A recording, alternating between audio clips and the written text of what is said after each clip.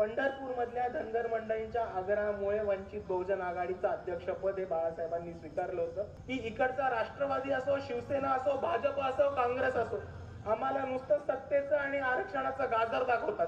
पंढरपूरच्या धनगरांच्या आग्रहामुळेच वंचित बहुजन आघाडीची सुरुवात झाली. वंचित बहुजन आघाडीची सुरुवात पंढरपुरामुळे झाली.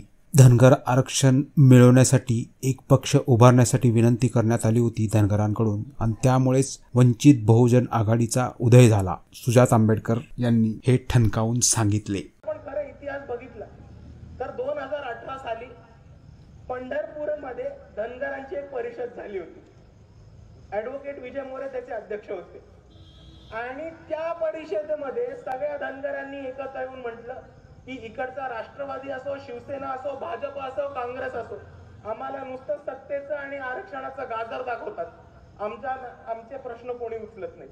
म्हणून पंढरपूरच्या धनगरांनी एकत्र येऊन बाळासाहेब आंबेडकरांना हे निमंत्रण दिलं होतं की तुम्ही धनगरांच्या आरक्षणासाठी, धनगरांच्या प्रतिनिधित्वासाठी एक आघाडी उभी करा, एक नवा पक्ष उभा करा. आणि तेव्हा सुरुवात झाली आपली वंचित बहुजन आघाडी. तर मी परत एकदा सांगतो, धनगरांच्या पंढरपूर मधल्या धनगर मंडळींच्या आग्रहामुळे वंचित बहुजन आघाडीचं अध्यक्षपद हे बाळासाहेबांनी स्वीकारलं होतं आणि तिथपासून धनगरांच्या मुद्द्यावरनं आरक्षण आणि प्रतिनिधित्व हा मुद्दे घेऊन वंचित बहुजन आघाडीची सुरुवात झाली.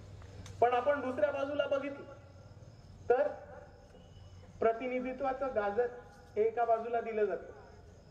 288 मतदारसंघ आहेत या महाराष्ट्रामध्ये आणि इकडचा प्रत्येक पक्ष 12 सुद्धा 288 पैकी 12 सुद्धा धनगरांचे उमेदवार देऊ नाही शकत. आणि दुसऱ्या बाजूला हा वंचित बहुजन आघाडी जो विधानसभेला नाही तर लोकसभेच्या 48 पैकी 12 धनगरांचे उमेदवार देऊन सगळ्यांना प्रतिनिधित्व देऊन दाखवतो.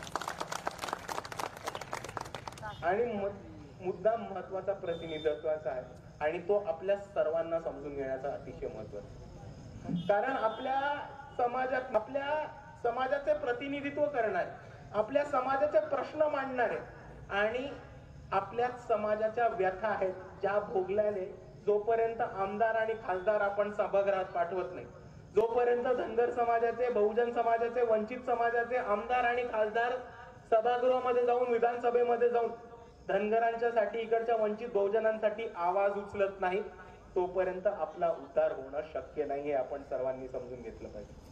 इतके वर्ष आपण थांबलोय. कोणतरी एक प्राईम मिनिस्टर येईल, चीफ मिनिस्टर येईल, आमदार येईल, खासदार येईल, तर इतकं नाही तर नगरसेवक तरी होते आपला, जो आपल्यासाठी भूमिका मांडते. आलं का कोणी? आलं का कोणी? नाही. तर आता ह्याच्यावरती पर्याय एकच आहे. आपण सगळ्यांनी येऊन आपला नेता निवडायचा, आपण त्याला निवडून द्यायचं आणि आपणच आपल्या समाजाचा, आपल्या समाजाचं प्रतिनिधित्व करणारा आणि आपल्या समाजाचे विषय मांडणारा एक महत्वाचा व्यक्ती आपण निवडून द्यायला पाहिजे आणि ह्यालाच आपण प्रतिनिधित्व देणं म्हणतात.